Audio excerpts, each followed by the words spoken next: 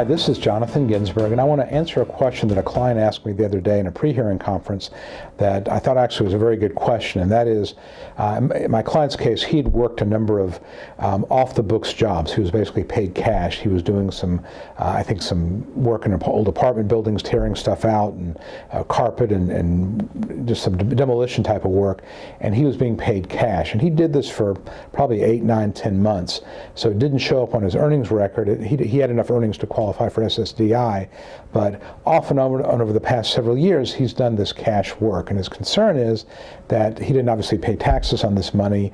Now he's going into Social Security, the hearing office, which is part of the federal government. Can he expect the IRS to have somebody there waiting to take him away in handcuffs after the hearing?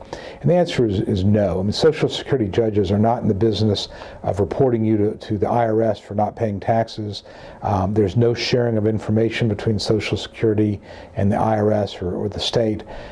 So basically what you tell the judge stays with the judge.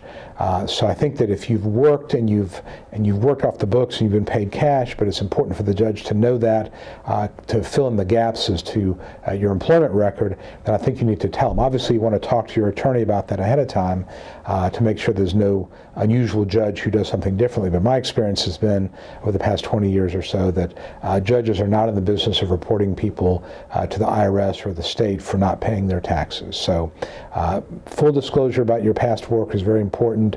Any questions, talk to your lawyer, but don't just deny that you did any work, because again, gaps in the record are not going to help you. Judges look at that and they wonder what was going on. They may think you were incarcerated, any number of things.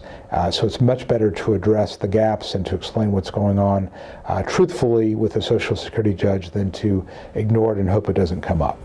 I hope this has been helpful. Again, Jonathan Ginsberg here. Until next time, I'll talk to you soon.